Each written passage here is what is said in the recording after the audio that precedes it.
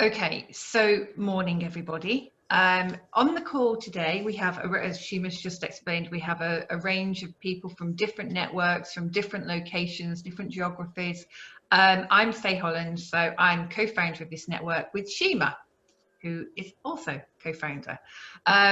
So Impact Women's Network, it's a network of women who want to do things together to make impact, to make a difference, to challenge the way that we work and, you know, who we connect with and those types of things. We have a range of different topics. This year, most of our topics have followed on from the Sustainable Development Goals, and it's 10 years until they're supposed to be all done.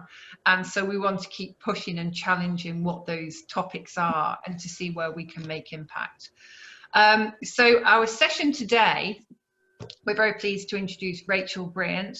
So I was actually on a session with Rachel a couple of weeks ago with regards to charities and social enterprises and how they can better work with businesses. And actually it seemed a really natural fit with this group as well. And it would have been, if we'd have run our October conference as normal, it would have been quite one of the threads within that session. So we've invited Rachel to come and share some of her experiences and also some of her feedback from that session that was held with the charities, and just to see if there are other ways that we think that we could help. So Rachel's going to talk. We're then going to break out into little mini groups of 2-3 people, just so that we can have a conversation, meet each other, discuss some of those points, and then we'll come back, find out what we all think, and we'll close at 10:30. We then will stay on for another half an hour if anyone wants to have a catch-up or an informal chat. So that's basically the flow of the session. So I'm going to hand straight over, if I may, to Rachel, who's going to talk to us about doing well by doing good. Great, thank you very much. Great to have everyone here. I'm going to share my slides first, just to make sure that's up.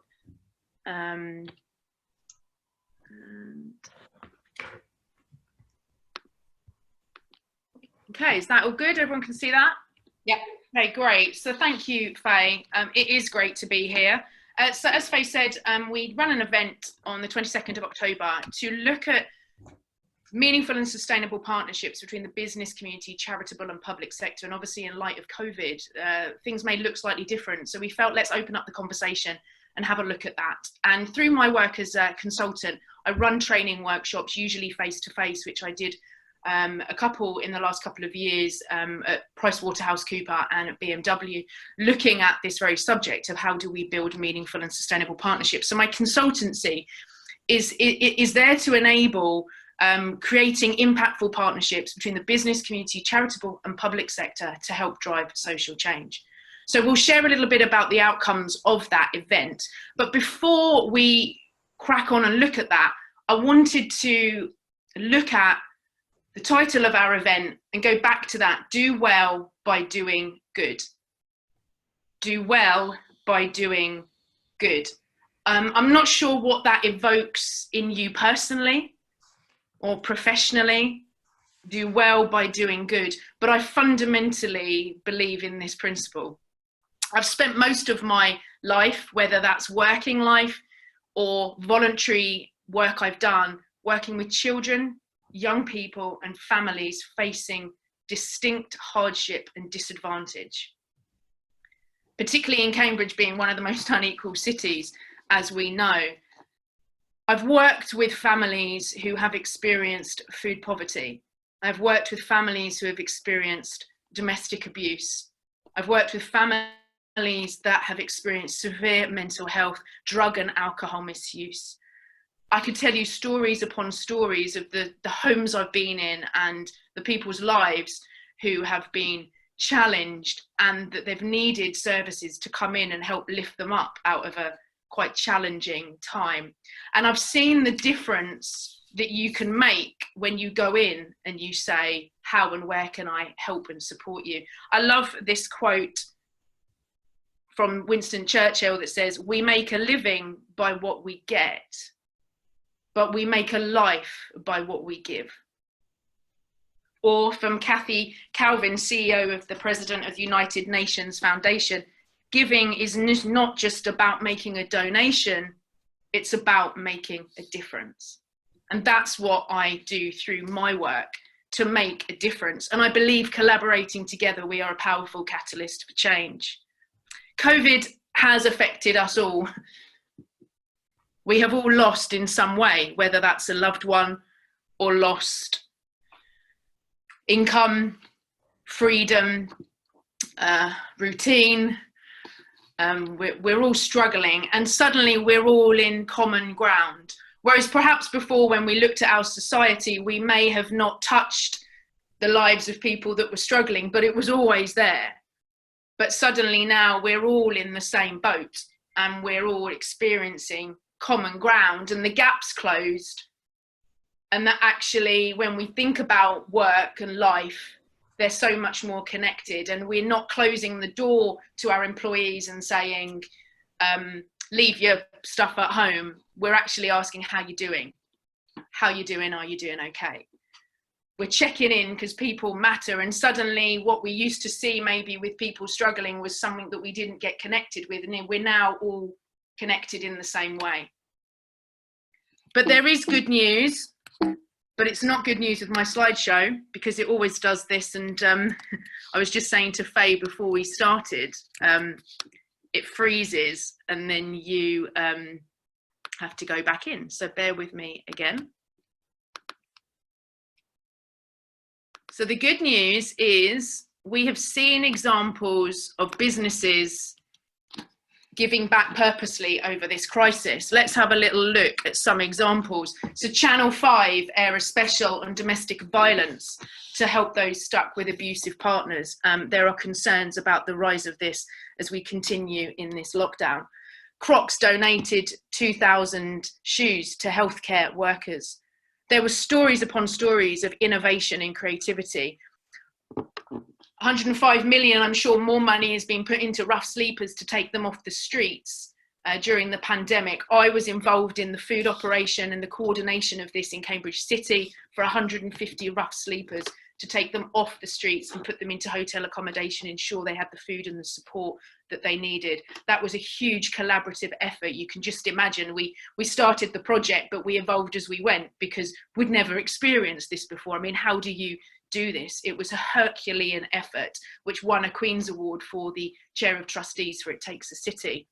Marcus Rashford got the big giants to talk about child food poverty. Oh, I'm so sorry that this is not sharing very well.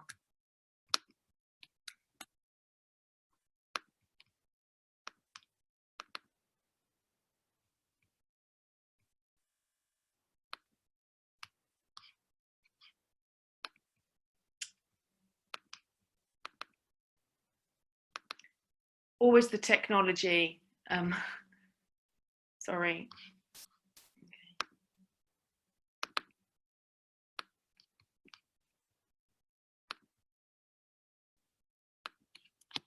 The Food Poverty Alliance that created food hubs.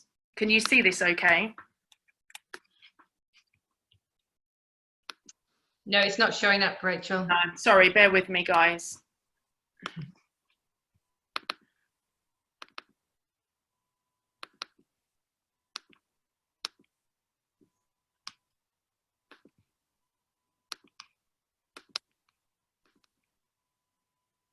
Is that working? Yep. Great. Sorry, guys. All right, don't worry.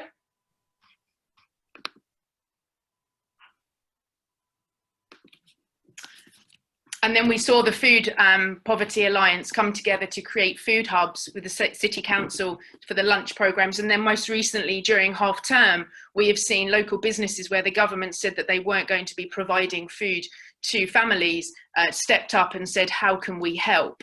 So what have we learned from these examples? We have learned that private and public sector and voluntary sectors are working together to respond to issues in our society. We've learned that we can innovate quickly when we need to, particularly in times of crisis. We have learned that COVID-19 has exposed some ingrained social issues, catapulting them to the forefront: food poverty, mental health, homelessness, isolation, domestic violence, which affect us all. We've learned that the issues in society are not disconnected from business, but intrinsically linked. And we've learned that it will call for all sectors and all individuals to collaborate to enable local communities and economies to build back responsibly. And I think we've understood that consumers expect it, and they're looking for socially responsible businesses that care about purpose and profit. And they are looking, and employees are wanting to work for companies that aren't just about making money. And the community needs all sectors to work together. So take a moment just where you are, and I just want you to have a think about, what have you personally noticed in your community from the examples that we've shared? You may have touched with some of those, that has moved and connected you during this pandemic. And maybe we've got the chat function. Type in the chat function any thoughts for you personally. What have you seen in the community that has connected with you? For me, I've just noticed more neighbours talking to each other and helping each other. I've actually found people in the street who are a little bit more polite and actually going, oh, you know, can I, sorry, am I in your way? Can I help? You know, you've obviously got to be careful with how you can help. But what have you noticed yourself? And maybe just add that in the chat function if that's available, or share. Faye, whatever you feel is most appropriate.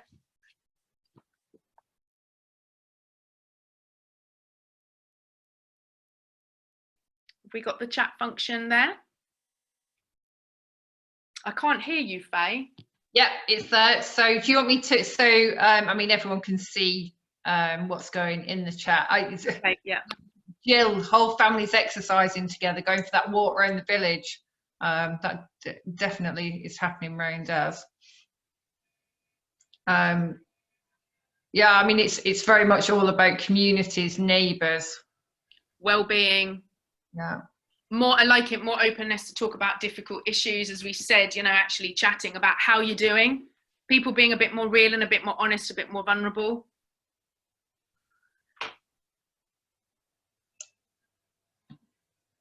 Yeah. WhatsApp groups.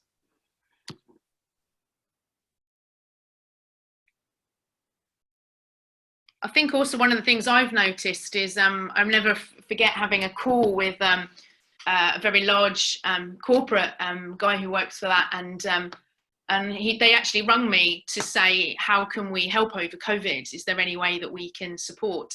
And I chatted and I said, can I hear a baby in the background? And he said, oh yeah, I'm just holding my newborn and I'm making a cup of tea.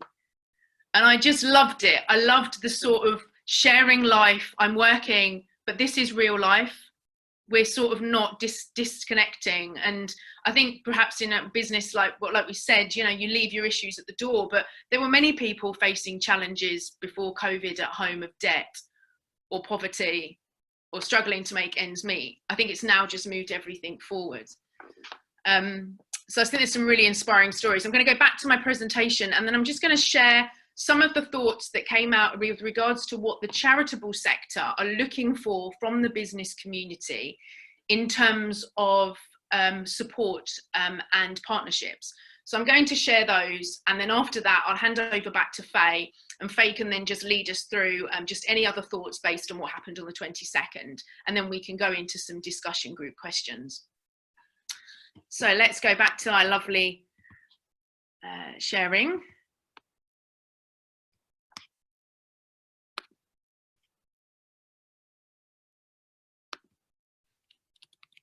Okay, so what have we,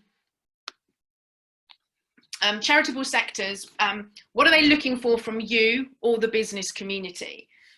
So the charitable sector are looking to engage with the business community, but they sometimes find it really, really hard to actually identify the businesses that care, whether that's because businesses aren't writing their purposes and their values on their website, or that they don't know who to go to or who to find the decision makers. And I think if charitable organisations are looking to reach out, it would be great to see more businesses looking to reach in, and then we can close that gap a little bit more. So actually showing that how can we help, where can we give back? So they're looking for those businesses that they can find some connection with straight away, those businesses that kind of get the whole purpose and profit. They're also looking for authenticity. Often we find when we look at some businesses, they may be ticking a box. We've got a certain quota of volunteer hours to fulfill, so where can we go? And often we find that that exchange isn't always of benefit to the charitable organisation. They're not able to manage large numbers of volunteers. They're not just looking for an initiative that the CEO has told the teams that they've got to do, but initiatives that are embodied and built within the business strategy of a business as to how do we as a business value giving back and where might we look to invest our time. They're looking for alignment. When you're looking to build partnerships between a business community, the charitable and public sector, alignment is key. Values are key. You have probably talked about shared values. When you connect and build any relationship with anybody, you're looking at, do we connect on some level?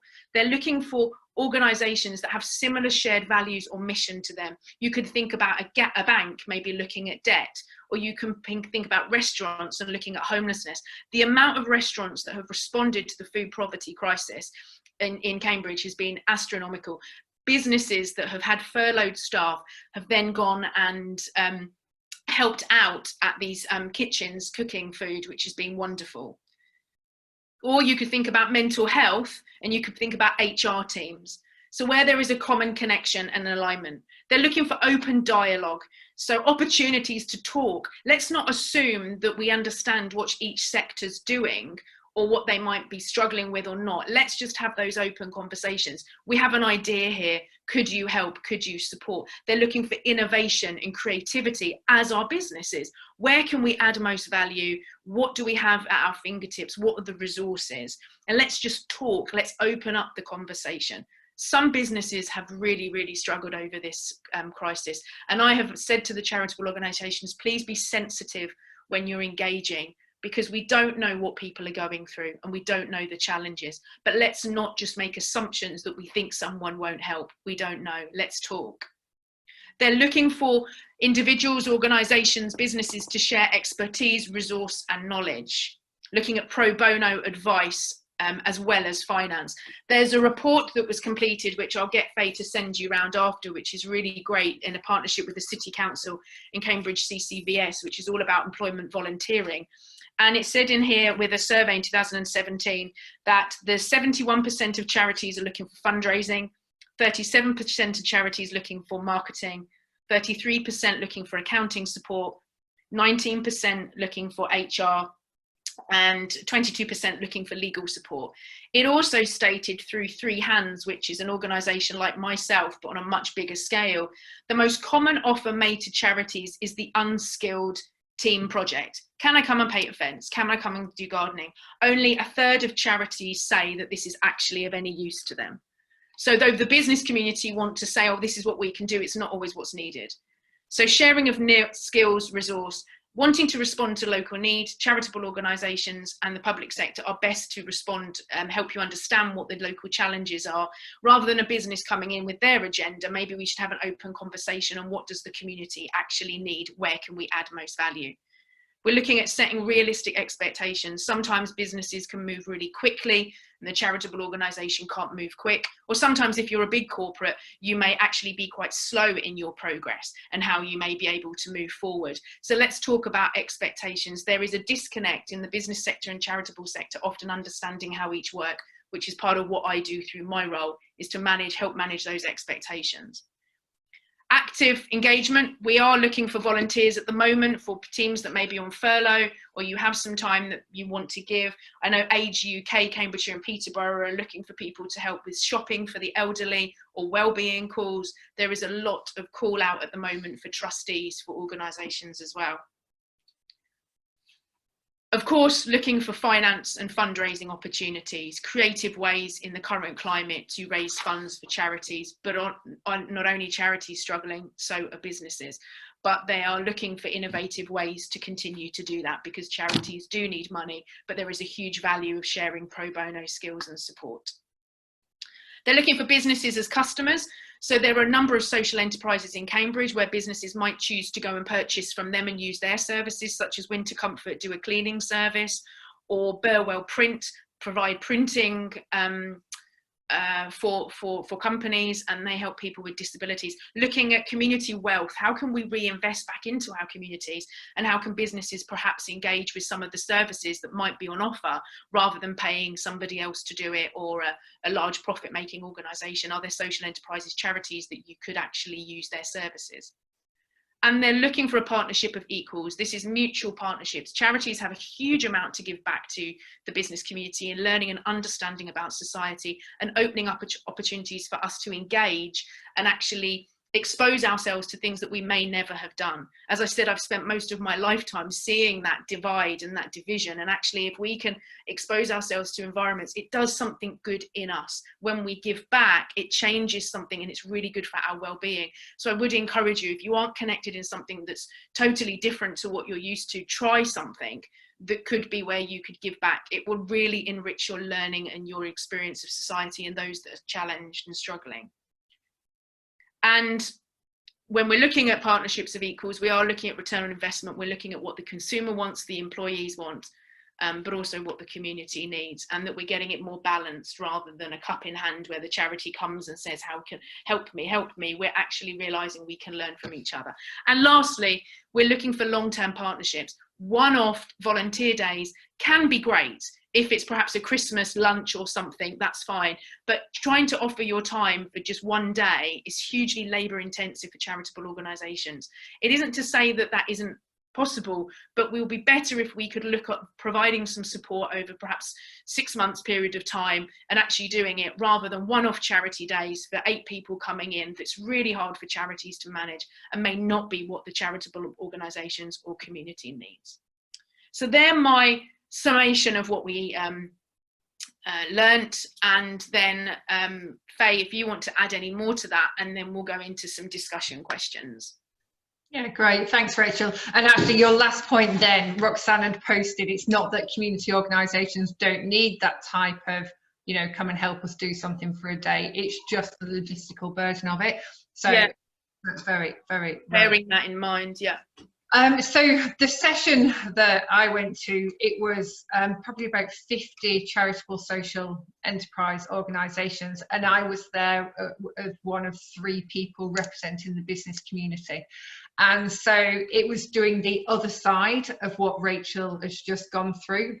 So things like, it can't just be a CSR tick box. You know, there is no relationship, there's no benefit to that, apart from it's a tick box activity. It just won't help. And I think Rachel said something at that session, which is connections and relationships, not transactional. So from a business point of view, I don't have time to do something that is just transactional unless it's an absolute need. So I think we were there were 3 of us, and we just kind of pushed back a little bit on some of the charities and tried to give them some advice. I think they're also knocking a little bit on an open door for people on this call, which is probably entrepreneurs, academics, and more smaller businesses. It might not apply so much, but it's coming to the end of the financial year, it's coming to the end of the calendar year. People haven't spent their budgets. So there is potential with some of the larger organisations that they may have budget, they may have resources available. You've covered the things about furloughed staff and services as opposed to money. But the other key message that we gave back to the charities was the point that Rachel made, which was, you've got to understand the pain the businesses are going through. At the moment, everyone is worried about retention, either of themselves or their teams of whatever size it may be, and cash flow. And that makes it so hard when a charity comes knocking on the door saying, help me.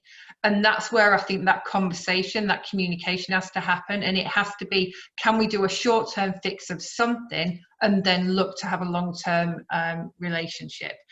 And then the other thing we talked about was that we were asked what were the things that as businesses were going to be the challenges on an ongoing basis, and the message back to them was it's about well-being. You know, we're in a period of time now where well-being for everybody, you know, including our employees, is going to be absolutely paramount. And change, you know, not everybody likes change, and we're in a constant cycle of change. So I think from a business perspective, our recommendations just fitted perfectly in what Rachel has just gone through, which is you've got to talk, you've got to understand each side of the equation, and you've got to do something that has purpose. But the positive is that most businesses now actually want to do something, whereas before it was a tick box. I think actually that pendulum is swinging now to being much more purposeful. So that was the inputs basically from our side, from the business side, to the charities. So I think, Rachel, now we're going to go into a discussion as to, right, what can we actually do now? Do you want to? Yeah, so I thought it would be really good to just explore these questions really. Faye's talked about as a network, women's impact. You want to make an impact and you want to make a difference. And I think actually thinking as a network, as some of the challenges that charities have faced in engaging with the business community, are there ways that as a network you could think to respond? You know, for example, would you invite some, you know, charities in as a regular thing to just do some updates or some speaking on their services? You know, would you do a particular event for that and get them in as to learn more about each other? There could be lots of innovative things that you could do. I mean, I guess it's looking in partnership. So from today, I would be saying that Support Cambridgeshire and Hunts Forum, which are the two overarching organisations, it'd be really good to continue to build those links with them for looking at those opportunities that could come, but also with myself and through what I do in terms of supporting how that could evolve and how the network could actually be more thinking about CSR and helping other businesses think about it. So as a network, how could you respond to some of the opportunities raised? And then thinking personally, because I think often it starts with us. It starts with us doing something small. And I think, you know, that's the most important thing, and that's where we can add most value. So I would be really encouraging you to think personally what you may already be doing that in your group you might want to share. Or actually, is there something that you can do? My experience of working with businesses that want to give back, that want to look at their values and their purpose within their business, I'm encouraged to say are entrepreneurs and people who are working just for themselves. I work with Cameo Recruitment and did some work with her, and she's now improved her workforce and got more people. But at that time, she was really interested, and it was just her. So it can start small. And if it starts with us, then that's where it grows. And I think we need to have those as women's impact. Where can we be of influence? Where can we be thought leading? Where can we bring about change? Where can we share the narratives to actually talk about why this is important? Because if the more of us do this, which is what I said on the other call, then we can make more of a difference if we're all saying how important it is that we're working collaboratively to rebuild our communities responsibly. So that's the questions I would suggest that we just discuss in the breakout rooms.